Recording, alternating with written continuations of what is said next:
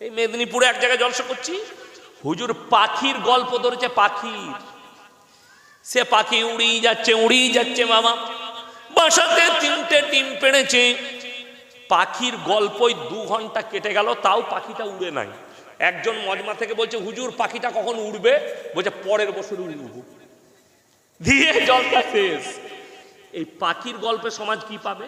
এটা বাস্তব কথা বলছি, আল্লাহর কসম বলছি। এই গল্প ধরে আমি ছিলাম জলসায়, রাত 12টায় চেপেছে, 2টো পর্যন্ত পাখির গল্প। সমাজ কি পেলে তোমার পাখির গল্পের দ্বারা? তাকে বলতে পারলে না যে নামাজের গুরুত্ব কতটা, রোজার গুরুত্ব কতটা, হারাম হালালের গুরুত্ব কতটা। এই বায়ান না করে বাপ দাদর গল্প, পাখির গল্প, বাঘের গল্প, পীরের গল্প, এই করে জলসা শেষ। আর কম শেষ হয়ে গেল।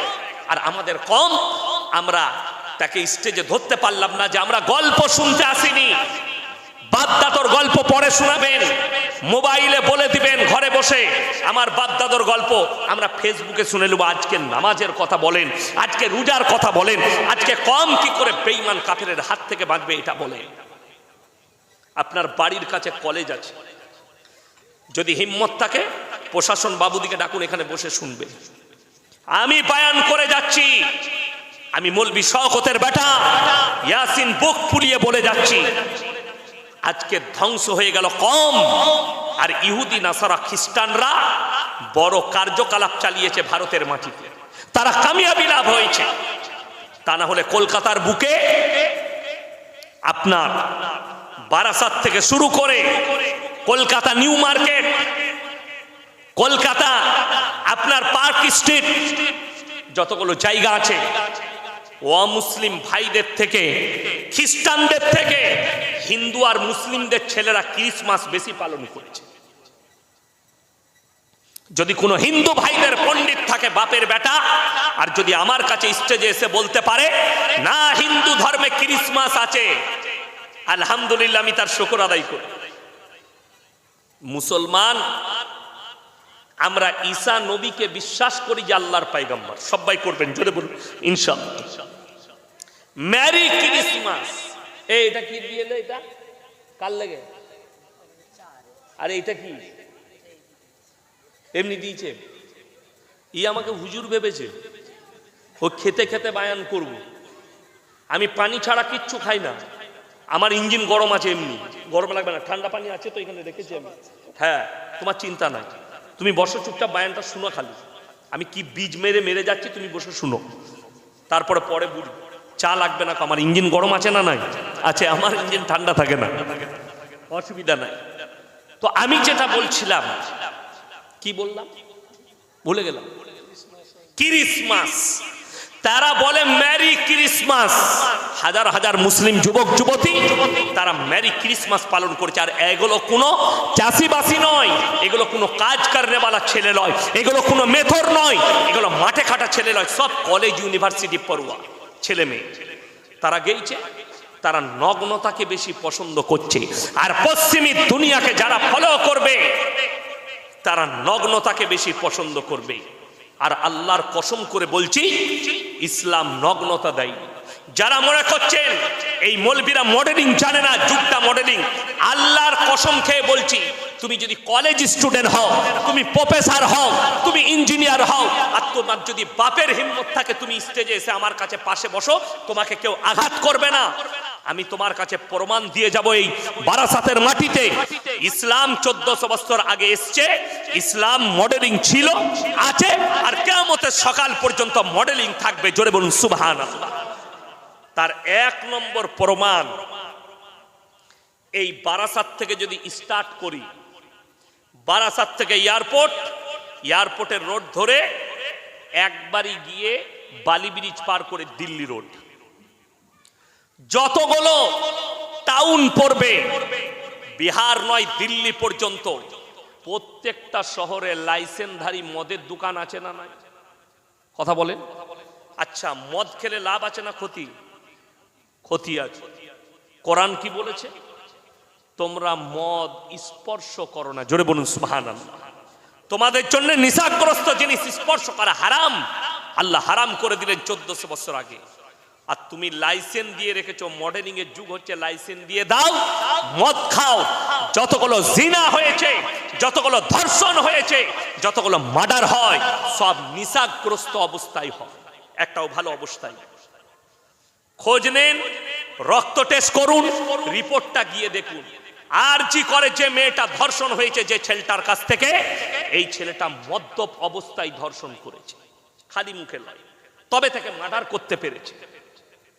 মদ এত খারাপ। আর ইসলাম মডেলিং এর যুগ দিয়েছে 1400 বছর আগে। বললে তোমাদের জন্য স্পর্শ করা হারাম। জোরে বলুন সুবহানাল্লাহ। এটা নাম্বার 1। কলকাতা থেকে শুরু করে ভারতের ছোট বড় যতগুলো শহর আছে, প্রত্যেকটা শহরে দেহ ব্যবসার আড্ডাখানা আছে না নাই? কলকাতায় পশ্চিমবাংলার সব থেকে বড় দেহ ব্যবসার আড্ডাখানা সোনাগাছি। হাজার হাজার মেয়ের দেহ ব্যবসা করছে। আমি এলান করেছি, যদি কোনো মুসলিম মা বোন ওই জায়গায় দেহ ব্যবসায় ফেসে যাও, তারা বেরিয়ে এসো, গুগলে আমার নম্বর সার্চ করবে, তোমাদেরকে রাস্তা দেখাবো, যে রাস্তা তুমি জান্নাতের রাস্তা পাবে। আমার মতো আলেমে এলান করেছি আমি। চলে এসো, ফোন নম্বর লাও, ফোন করো, তোমাদেরকে ওই রাস্তাটা দেখাবো যে রাস্তা রাসূল আকরাম সাল্লাল্লাহু আলাইহি ওয়াসাল্লাম পৃথিবীর মানুষকে দেখিয়ে গেছে। আর যে রাস্তাটা হচ্ছে ইহদিনাস সিরাতাল মুস্তাকিমের রাস্তা, একদম জান্নাতে নিয়ে গিয়ে প্রবেশ করাবে। জোরে বলুন সুবহানাল্লাহ। অবাক লাগে। এইটা হচ্ছে মডেলিং। লাইসেন্স দিয়ে রেখেছে সরকার। তার প্রমাণ দিই, আপনি যদি সোনাগাছিতে যান আপনাকে ধরবে না, কিন্তু বেরিয়ে এলে পুলিশ বাবুরা আটকাবে। ঢোকার সময় বাধা নাই, বেরোবার সময় বাধা আছে। তার কারণ পুরুলিয়া ডিস্ট্রিক্ট যেতে গেলে আসানসোল শহর কভার করতে হয়। আসানসোলের ভেতর দিয়ে যেতে হয়। জায়গার নাম হচ্ছে নিয়ামতপুর, ডিসেলঘর ব্রিজ। ওইখানে একটা জায়গা আছে লচিপুর নাম, দেহ ব্যবসার একটা বহুত বড় পট্টি আছে রোডের ওপরে। আজ থেকে 7 বছর আগে আমি পুরুলিয়া ডিস্ট্রিক্ট থেকে জলসা করে আসছি। রাত 2টোয় জলসা শেষ করেছি, গাড়ি আমার ছুটছে। যখন রাত 3টে, 3:30 বাজে, আমি আসানসোল শহর কভার করছি। টুপি খুলে আমি গাড়িতে শুয়ে আছি। আমার গাড়ি 100-র ওপরে ছুটছে টাউনে, আসানসোল টাউনের ভেতরে। আমার ড্রাইভার চালাচ্ছে, পেছনে পুলিশের গাড়িটা 4 ইন্ডিকার জেলে ডিফার দিতে দিতে আসছে। আমার ড্রাইভারকে মানে গাড়িটা দাঁড় করাও, তোমরা দেহ ব্যবসার আড্ডাখানা থেকে আসছো। কিন্তু উনি তো জানে না ভেতরে কোন মাল চেপে আছে। গাড়িটা এসে হাই রোডের সিগন্যালে দাঁড়ালাম। এরপরে আমি দিল্লি রোড ধরবো টাউন থেকে। আমার সামনে গাড়িটা এসে লাগালো, আমাকে বললে হুজুর উঠেন। আমি উঠে টুপিটা লাগিয়ে বসলাম। বেরিয়ে এলো একজন প্রশাসনের বাবু, কাঁচটা খুললাম। বাহ হুজুর আপনি? আমি বললাম হ্যাঁ আমি ওইখান থেকেই আসছি। নাকি হুজুর ক্ষমা করবে? আমরা যাও গাড়িতে বসো। পালিয়ে এলাম। সে দেখলে এটা একজন মোল্লা সাহেব। যতগুলো গাড়ি পার হয়, ঢোকার সময় বলছে লাইসেন্স দিয়ে আছে, বেরোনোর সময় আপনাকে আটকিয়ে টাকা আদায় করবে। এর থেকে ভালো বাইরে থেকে তালাটাই মেরে দে, যেন ভেতরে কেউ ঢুকতে না পারে। আমার আল্লাহ 1400 বছর আগে তালা মেরে দিয়েছেন। জোরে একবার বলুন নারে তাকবীর। আমার আল্লাহ 1400 বছর আগে। যদি বলেন কোরআনে কোথায় আছে? সূরা বনী ইসরাঈল, ওয়ালা তাকরাবুজ জিনা ইন্নাহু কানা ফাহিশা ওয়া সাআ সাবিলা। হে আমার নবী বলে দাও, ব্যভিচার করা তো দূরের কথা, যে রাস্তায় ব্যভিচার হয় সে রাস্তার ধারে পাশে যাতায়াত করো না। ব্যভিচার করা অনেক দূরের কথা, যে রাস্তায় ব্যভিচার হবে সে রাস্তার ধারে পাশে যাতায়াত করো না। আর এরা বলছে লাইসেন্স দিয়ে রেখেছি। শুধু এটা নয়, এর থেকেও দামি প্রমাণ দেব। কলকাতায় বৃদ্ধাশ্রম আছে না নাই? কথা বলেন। আচ্ছা, সকালবেলায় গিয়ে আমাকে গালি দেওয়ার আগে শিক্ষিত দিকে বলছি, গিয়ে খোঁজ নিবেন কার কার মা আছে শুনেলেন। ডাক্তারের মা, প্রফেসরের মা, ইঞ্জিনিয়ারের মা, আপনার আইপিএস এর মা, উকিলের মা, ব্যারিস্টারের মা, জজের মা, ডাক্তারের মা, মা বাবারা ওখানে আছে। চাষিবাসীর নয়। ঠিক বললাম না ভুল বললাম? যদি আমার কথা মিথ্যা হয় আগে প্রমাণ নিয়ে এসো, তারপর আমাকে ফোন করে গাল দিবে। আর যদি তুমি বাপের বেটা হও, আমি রাতের বেলায় একদিন আসবো, তোমার কাছে থাকবো, যেদিনে জলসা থাকবে না, তোমাকে সাথে করে নিয়ে আমি সকালে যাব আর তোমাকে প্রমাণ করিয়ে দেব। ওই বৃদ্ধ আশ্রমে একটা যদি টুপি দাড়িওয়ালা মৌলবীর মা দেখাতে পারেন হাফেজ আলেমের, আমি আল্লাহর কসম খেয়ে বলছি জীবনে আর আমি সমাজের বুকে বক্তব্য দেবো না। চ্যালেঞ্জ ছুড়ে বললাম, জীবনে আর বক্তব্য দেবো না। আমি মাদ্রাসায় গিয়ে ক্লাস করতে লেগে যাব কাল থেকে, আর জীবনে কোথাও বক্তব্য দিতে যাব না। যদি প্রমাণ দিতে পারেন একটা হাফিজে কোরআনের মা আছে, একটা আলেমের মা আছে, একটা ইমামের মা বাপ আছে, দেখাতে পারেন। যদি বলেন কেন নেই, সবাই একবার সুবহানাল্লাহ বলুন। আচ্ছা, ভারতবর্ষের মাটিতে কোনো যদি বাপের বেটা শিক্ষিত থাকেন, মুসলিম হোক অমুসলিম হোক, হাত তুলে খালি আমাকে প্রমাণটা বলে দাও, এই ভারতের মাটিতে মুসলমানদের কটা বৃদ্ধাশ্রম আছে, কোথায় আছে? একটাও আছে? জোরে বলবেন না সুবহানাল্লাহ। একটাও নাই। তার কারণ কি? আল্লাহর কসম করে বলছি, তার বরকত হচ্ছে কোরআনের বরকত, আমার রাসূলের বরকত, মাদ্রাসা মসজিদের বরকত, এই দাড়ি টুপির বরকত। আমার আল্লাহ কোরআনে 1400 বছর আগে এমন একটা মডেলিং কোরআন পাঠিয়েছেন, যেখানে আমার আল্লাহ বললেন, ইম্মা ইয়াবলুগান্না ইনদাকাল কিবার আহাদুহুমা আও কিলাহুমা ফালা তাকুল্লাহুমা উফফি ওয়ালা তানহারহুমা ওয়া কুল্লাহুমা কাওলান কারীমা। তোমাদের মা বাবা যদি বৃদ্ধকালে পৌঁছায়, বৃদ্ধাক্যে পৌঁছায়, তোমরা এমন করে খিদমত করবে যেমন তোমাদের শিশুতে লালিত পালিত করে। জোরে বলুন না সুবহানাল্লাহ। এটা 1400 বছর আগে এই মডেলিং এর যুগটা আমার আল্লাহ দিয়েছেন। এখনকার সমাজের ছেলেরা বলছে মডেলিং কি, ভদ্র মহিলারা বলছে মডেলিং। এই এমন একটা দেশে বাস করছে, কালকে আমি বলেছি, যদি মুসলিমদের মেয়ে মাথায় হিজাব দিয়ে আর বোরকা পরে কলেজ আর স্কুলে গেলে তাকে কোর্টেতে কেস লড়তে হয়। কলকাতায় পেপারে নাম উঠেছে, জায়গাটার নাম হচ্ছে টালিগঞ্জ। টালিগঞ্জের একটা কলেজে একটা শিক্ষিকা হিজাব পরে গিয়েছিল, তাকে সাসপেন্ড করেছিল, তারপরে কেস হওয়ার পরে সে মাল আবার ফিরিয়ে নিয়েছে।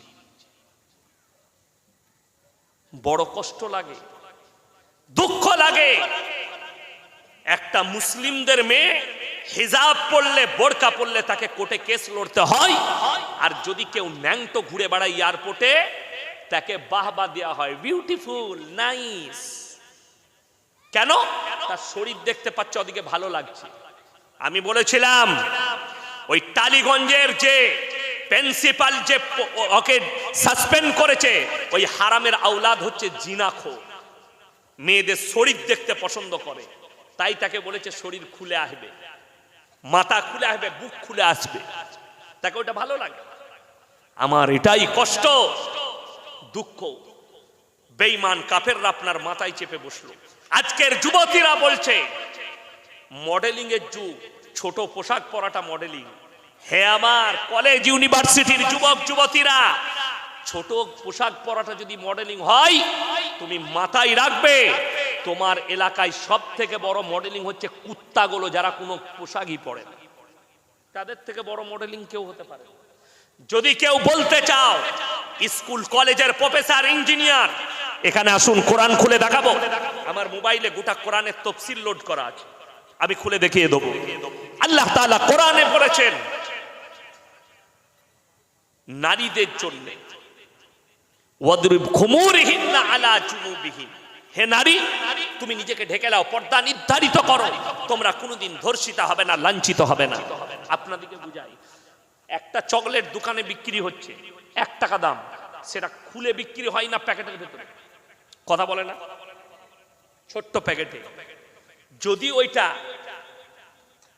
এই যে প্যালেট, এই প্লেটটার উপরে যদি খুলে রেখে দোকানের সামনে নামিয়ে বিক্রি করে, আপনি কিনবেন?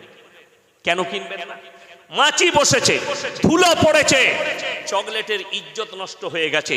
হায় রে মানুষ, হাইরে শিক্ষিত সমাজ, তুমি কলেজে পড়াশোনা করছো, তুমি ইউনিভার্সিটিতে পড়ছো, তুমি নিজেকে প্রফেসর ইঞ্জিনিয়ার বলছো, তুমি নিজেকে ডাক্তার বলছো, অথচ তোমার কাছে একটা টগলেট সেটা যদি খুলে বিক্রি করে ধুলো পড়ে যাওয়ার কারণে তার ইজ্জত তোমার কাছে নষ্ট হয়ে যাবে। আর তুমি একটা নারীকে আল্লাহ এত মর্যাদা দিয়েছে, তোমার শরীর খুলে দিলে তোমার ইজ্জত বেড়ে যাবে। একটা নারীকে আল্লাহ এত মর্যাদা দিয়েছে, একটা কলা কেউ যদি ছিলে বিক্রি করে সেই কলা আর কেউ কিনবে না। কেন? এই কলাটার বেজ্জতি হয়ে গেছে, ধুলো পড়েছে, মাছি বসেছে। ভাইরা আমার, মা বোন, আল্লাহ তোমাকে এত ইজ্জত দিয়েছে, তোমার এতটা ইজ্জত আল্লাহ দান করেছেন। গোটা কোরআনে যতগুলো সূরা আছে, পুরুষদের নামে একটাও সূরা নাই, নারীদের নামে আল্লাহ সূরা অবতীর্ণ করেছে, সূরা নিসা। জোরে বলুন সুবহানাল্লাহ। নারীদের মর্যাদার উপরে সূরা অবতীর্ণ হয়েছে। এখানে নারীদের সাবধান বাণী আছে, নারীদের মর্যাদা আছে, নারীদের ইজ্জত আছে। আমাদের সমাজের কিছু শিক্ষিত মূর্খ গোয়ার তারা মনে করে ইসলামের সব থেকে খারাপ হচ্ছে 4টা বিয়ে। ভাবে না, ভাবে না, বলছে রাস্তায় দাঁড়িয়ে মুসলমান 4 বিবিয়া রাখতে। হাত তুলে বন্ধু, 4টা বউ কার আছে? এ কারো আছে 4টা বউ? আপনার কটা? আমারও একটা। কটা? একটাই। দিল্লি কা লাড্ডু জো খায়েগা ও ভি পস্তায়েগা, জো না খায়েগা ও ভি পস্তায়েগা। একটাতেই ঝামেলা শেষ নাই, আর এরা বলছে 4টা করে বউ রাখা। কোরআনে জায়েজ করার দেওয়া হয়েছে, তার অনেকগুলো বিষয় ব্যাখ্যা বিশ্লেষণ আছে। এই ব্যাখ্যা না পড়ে কিছু হারামের আওলাদ কলেজে পড়েছে, ইউনিভার্সিটিতে পড়েছে, মানে কোরআনটা কিনে নিয়ে গিয়ে মানেটা পড়ে বলছে ইসলামে 4টা বিয়ে।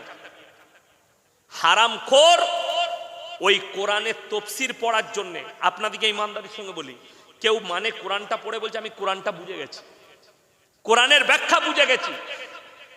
শুনেন, কোরআন পড়ে ইলম হাসিল করা যায় না, কোরআন পড়ে মানেটা জানা যায়। কথাটা বুঝতে পারেননি?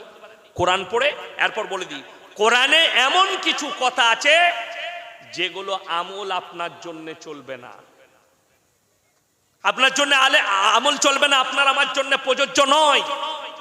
ইউসুফ নবীর ঘটনা এসছে, ওই ইউসুফ নবীর প্রতি ঈমান আপনার আনা যাবে না। এখন ইউসুফ নবীর ঘটনার মধ্যে শিক্ষা আছে, শিক্ষা অর্জন করতে পারেন, আমল হবে না, আমল হবে রাসূল আকরাম সাল্লাল্লাহু আলাইহি সাল্লামের আমল। এটাই জানা নাই অনেক সমাজের লোকে। কোরআনে অনেক কথা আছে, যেমন আপনাকে বলি, মদ খাওয়া হারাম, এই আয়াত পরে অবতীর্ণ হয়েছে। কোরআনে এক জায়গায় আছে কি জানেন? মদ খেলে ক্ষতি বেশি, লাভ কম। এই আয়াতটাও আছে কোরআনে। জোরে বলুন সুবহানাল্লাহ।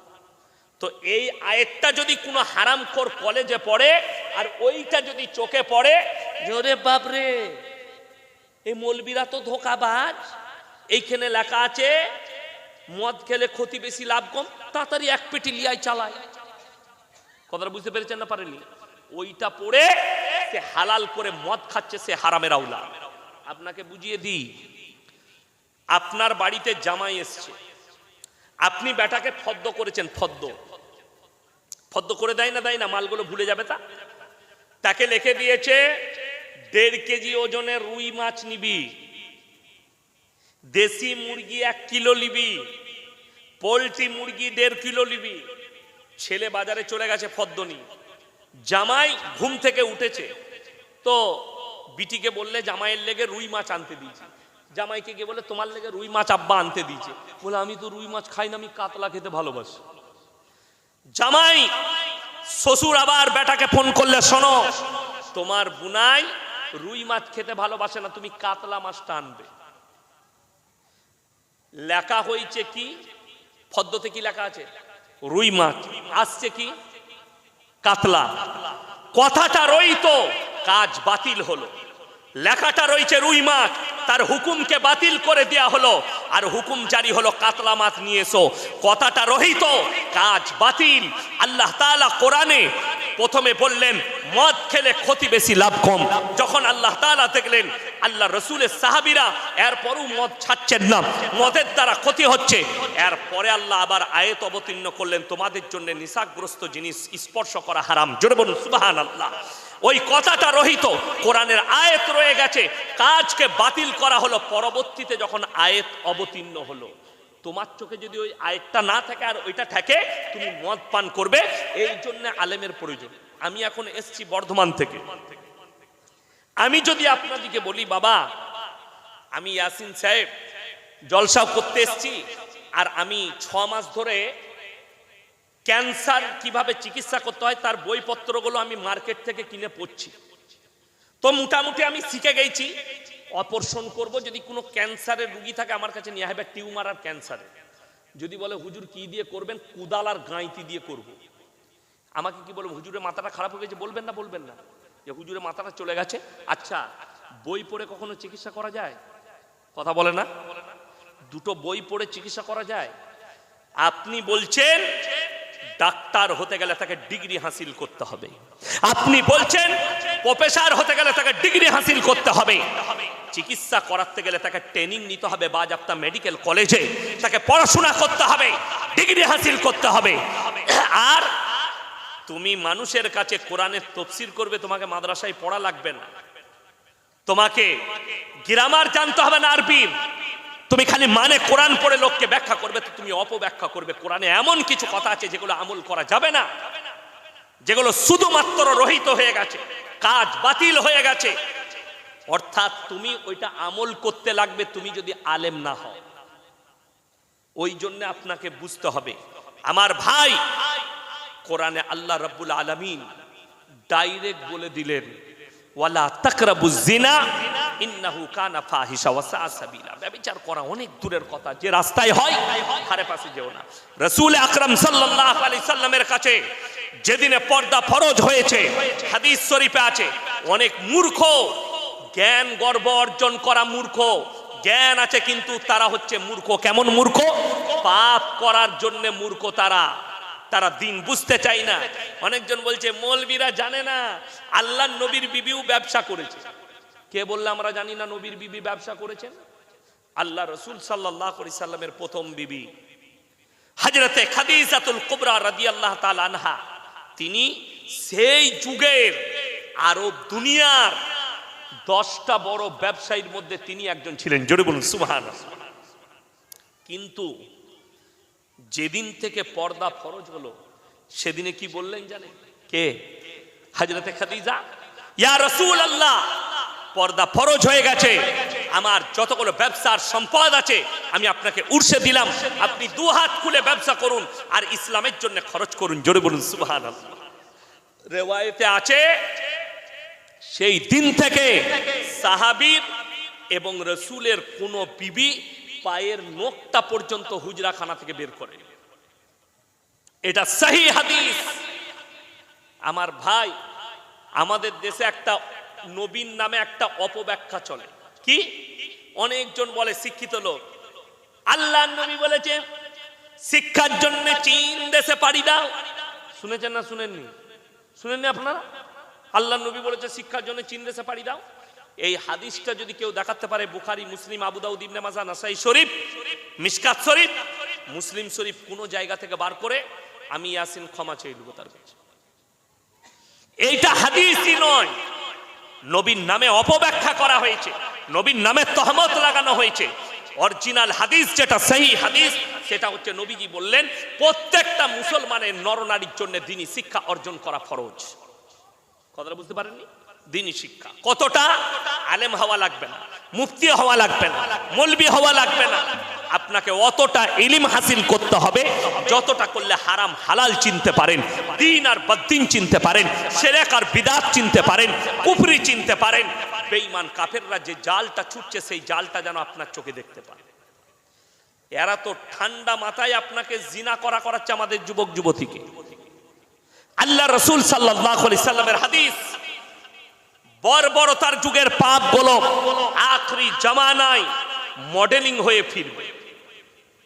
কোন শিক্ষিত সমাজের লোক থাকলে ইমানদারির সঙ্গে, এই আমার কলেজ ইউনিভার্সিটির পড়ুয়া ছাত্ররা শোনো, ছাত্রীরা শোনো, তোমরা আমার ভাইয়ের মতো, আমার বোনের মতো, তোমাদেরকে অনুরোধ করে বলে যাচ্ছি, বেঈমান কাফেরের অনুসারী হও না। সব থেকে ডেঞ্জার যে পাপটা কলেজ ইউনিভার্সিটির ছাত্রর কাছে ছুটে এসছে, সেটার নাম হচ্ছে সমকামী। ছেলেই ছেলেই বিয়ে, মেয়েতে মেয়েতে বিয়ে। জোরে বলুন নাউজুবিল্লাহ। এই পাপ যারা আলেম আছে তাদেরকে জিজ্ঞেস করুন, এই পাপটা নবীর যুগের পাপ নয়, এই পাপটা 400 বছর আগেকার নয়। এই পাপ হচ্ছে হযরতে লূত নবীর কওমের পাপ। যারা স্টুডেন্ট আছো তারা খুলে দেখবে, একটা সাগরের নাম রাখা হয়েছে মরা সাগর, যেখানে একটা পোকা মাকড় পর্যন্ত জন্মায় না। সেই সাগরেতে হযরতে লূত নবীর কওমকে আল্লাহ রুটির মতো পাল্টিয়েছেন, কোরআনে স্পষ্ট আছে। এই পাপের কারণে লূত নবীর বিবিকে আল্লাহ জাহান্নামে ঘোষণা করে দিয়েছেন, কোরআনে লাকির টেনে দেওয়া হয়েছে। এই পাপটা আজকের যুগের নয়, রাসূলের যুগের নয়। এই পাপ হচ্ছে হযরতে লূত নবীর কওমের পাপ। এই পাপের কারণে আল্লাহ রুটির মতো পাল্টিয়েছিলেন। হে আমার লূত, তুমি সরে যাও। হে আমার নবী, তুমি খালি পাহাড়ে বসে মজা দেখো। পাহাড়ের ওপরে ছিলেন, আল্লাহ তার কওমকে রুটির মতো পাল্টালেন। তার দলিল যদি নিতে চাও, আর যদি মনে হয় আমি পাপ করব আর আমি বেঁচে থাকব, তার মারাত্মক দলিল হচ্ছে ক্যালিফোর্নিয়া। আমেরিকার ওই শহরটাকে মনে মনে করো, যেখানে দিন এবং রাত্রি পুরো রাত ব্যভিচার হতো, রাস্তায় জিনা হয়। ওই ক্যালিফোর্নিয়ায় রাস্তার উপরে জিনা হতো, দিনের বেলায় জিনা হতো, গাছতলায় জিনা হতো, বাড়িতে বাড়িতে জিনা হতো, কুকুরের সঙ্গে জিনা হতো, মায়ের সঙ্গে জিনা করতো, বিটির সঙ্গে জিনা করতো। আল্লাহ ধ্বংস করেছে, আল্লাহর আযাব থেকে তারা মুক্তি পায়নি। আর তুমি পাপ করবে।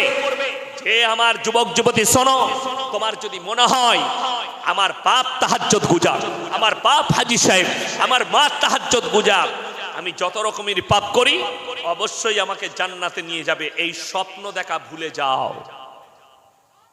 যদি তোমার মনে হয় আমি অমুক পীরের মুরিদ হয়েছি, যত বড়ই পাপ করি অবশ্যই আমার পীর আমাকে জান্নাতে নিয়ে যাবে, তাহলে কোরআনটা খুলে বাড়িতে গিয়ে দেখবে, তোমার কান মুচুড়ে দেখিয়ে দেবো। স্টেজে এসো যদি তোমার সন্দেহ হয়, সূরা আরাফ, কোন সূরা বললাম? সূরা আরাফ প্রথম পৃষ্ঠাতেই আছে, ফালানাসআলান্নাল্লাযীনা উরসিলা ইলাইহিম ওয়ালানাসআলান্নাল মুরসালিন। হে আমার নবী, পৃথিবীর মানুষকে বলে দাও, কিয়ামতের দিনে এই মৌলবি মোল্লা পীর ফকির তো অনেক দূরের কথা, আমি নবী পয়গম্বর রাসূল দেখেও দাঁড় করাবো, তাদেরকেও প্রশ্ন করব তোমরা কেমন করে দাওয়াত দিয়েছো, আর তাদের কওমকেও প্রশ্ন করা হবে তোমরা কিরকম ভাবে গ্রহণ করেছিলে।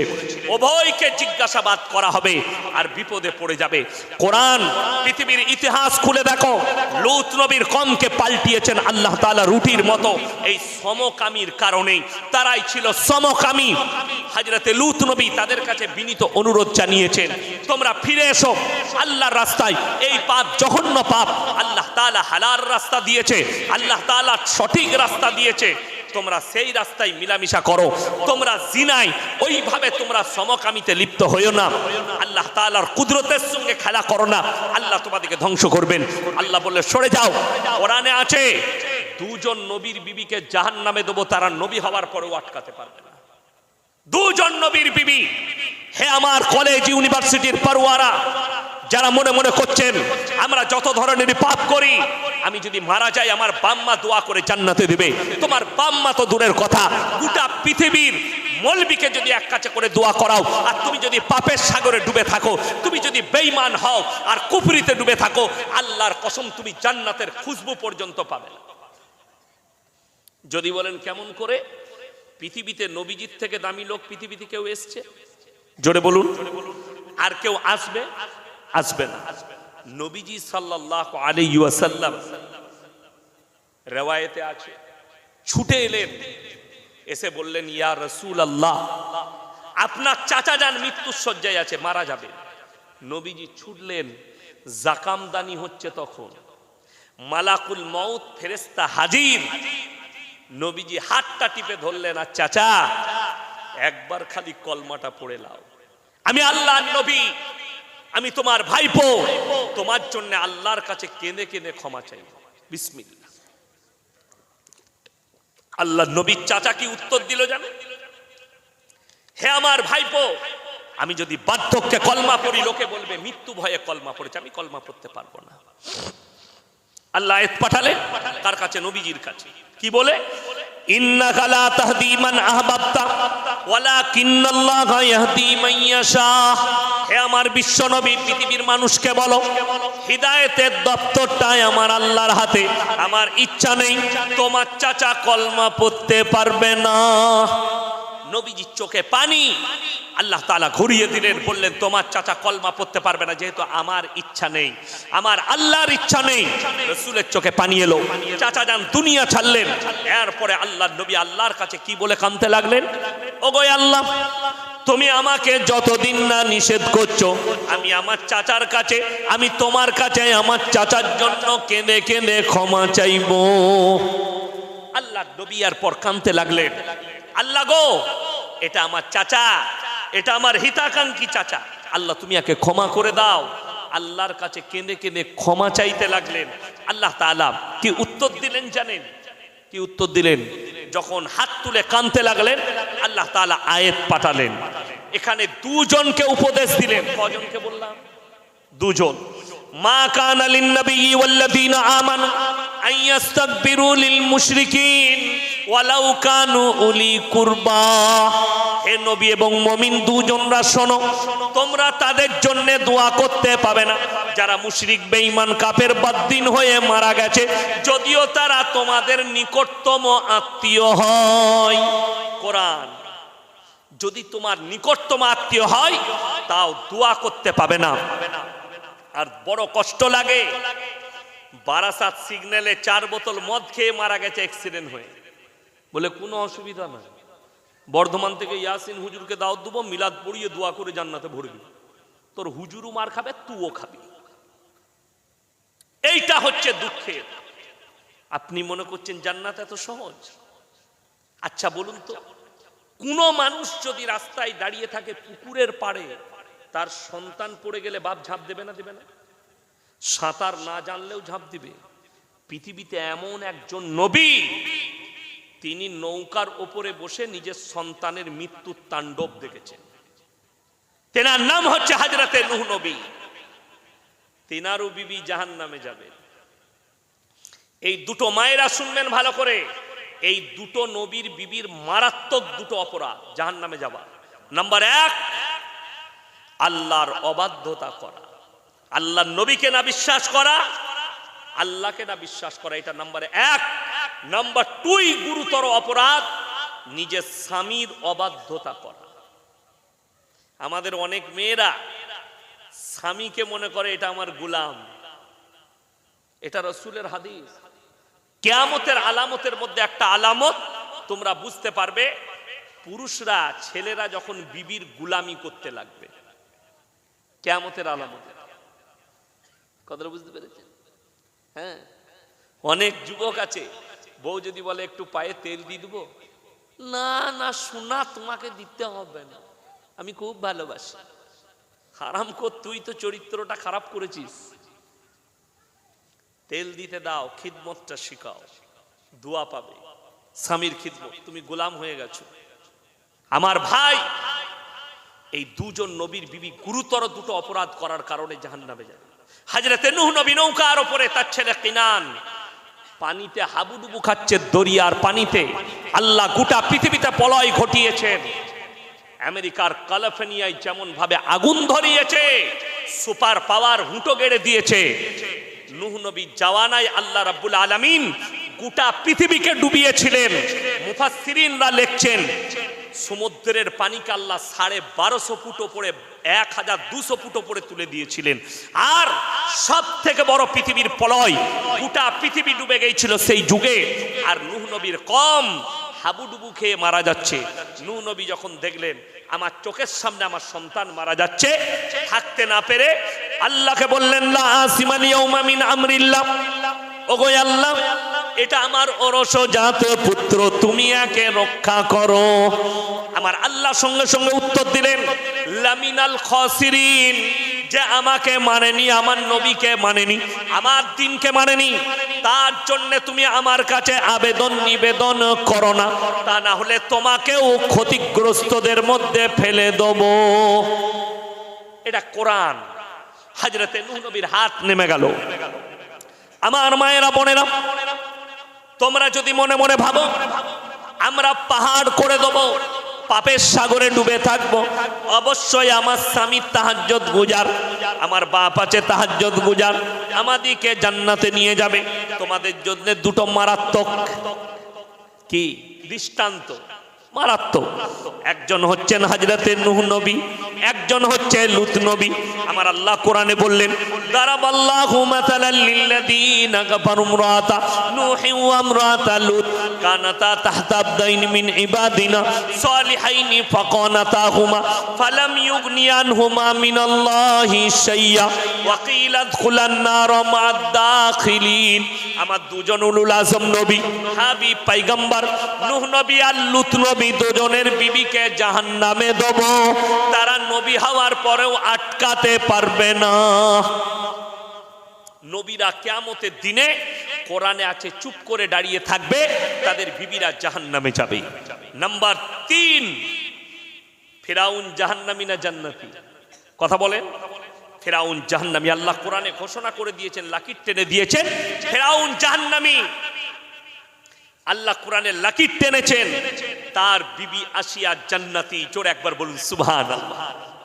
কিন্তু আসিয়া জান্নাতে যাবেন, কিন্তু তার হিম্মত হবে না তার স্বামীর জন্য তার স্বামীকে টেনেছে জান্নাতে নিয়ে যাবে। আল্লাহ হুকুম দিবেন না, কোরআনে লাকির টেনে দিয়েছেন, এরা জাহান্নামে যাবে। আমার মুসলমান ভাই, হে আমার যুবক যুবতী, যারা মনে করছো এই সমকামী আমরা হচ্ছি, তাদেরকে অনুরোধ করে বলছি, তোমাদিকে যদি একটা আইল্যান্ডের মধ্যে ছেড়ে দেওয়া হয় সমকামী দিকে, 10 বছরের ভেতরে বিরান হয়ে যাবে। সমকামী হলে তাদের কখনো বাচ্চা পয়দা হয় না। ছেলেই ছেলে বিয়ে করলে ছেলে হবে? কথা বলে না। মেয়েতে মেয়েতে বিয়ে করলে ছেলে হবে? হবে না।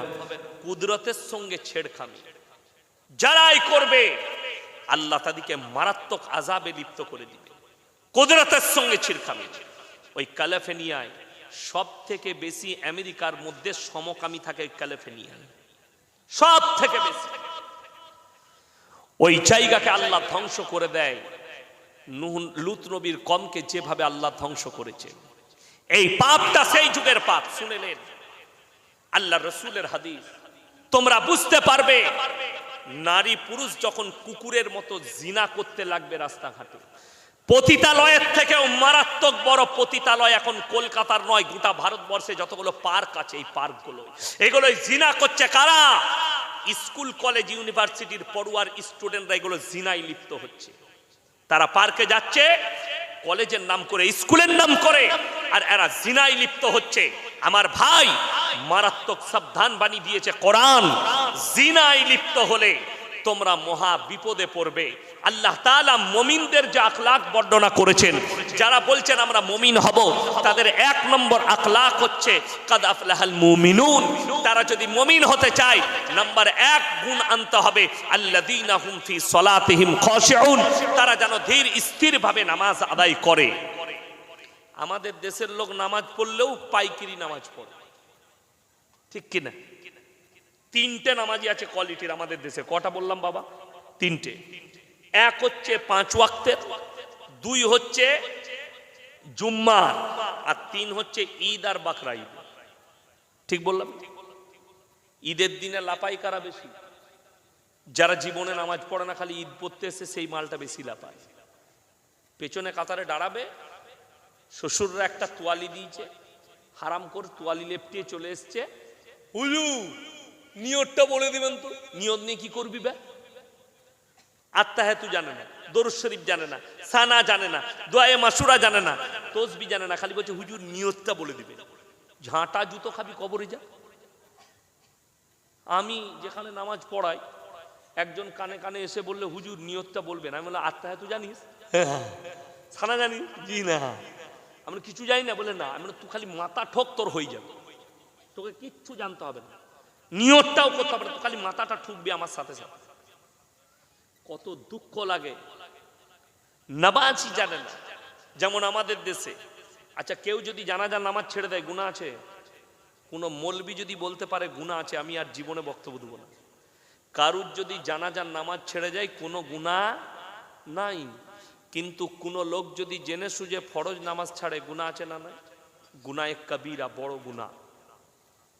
আপনাকে দেখিয়ে দেব, জানাজার নামাজ হচ্ছে জোহরের পরে জানাজা হবে। যারা 5 ওয়াক্তের নামাজি তারা নামাজ পড়ছে, আর কিছু হারাম করে উজু করে দাঁড়িয়ে আছে, ও শুধু জানাজা পড়বে। ঠিক বললাম না ভুল বললাম? আমি বললি খারাপ বলবি, আমাকে যতই খারাপ বল, আমি যেটা বলছি এটা হক বলে যাচ্ছি। তোর ওই জানাজাটাই কোনো লাভ হবে না, কিচ্ছু জানিস না, কিন্তু খালি সেই দিনে কমপক্ষে মাথাটা ইমামের পেছনে ঠুকেলে আল্লাহ কবুল করে নিলে সব জেনে যাবে। কথাটা বুঝতে পারেন? আপনার মানসিকতা তৈরি হলো আমি নামাজ পড়ব, তাহলে তুমি আস্তে আস্তে সব শিখে যাবে। খালি নিয়তটা করে তো ঢুকো। বেঈমান কাফের আপনার মাথায় চেপে বসেছে, আজকে কষ্ট ওইটাই লাগে।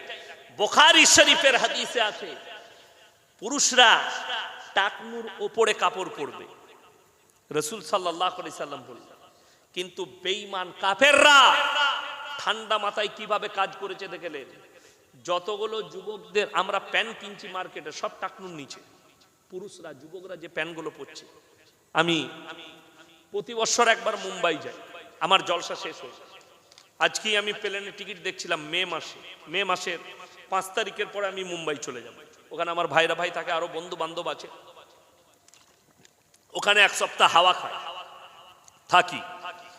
তো আমি গত বছরে মুম্বাই যাচ্ছি, কলকাতা এয়ারপোর্টে দমদমে সকালবেলায় 8টার সময় বোর্ডিং পাস করাচ্ছে, তো লাইনে দাঁড়িয়ে আছে। আমার সামনে একটা বিহারিদের ছেলে, মুসলিমদের দাঁড়িয়ে আছে।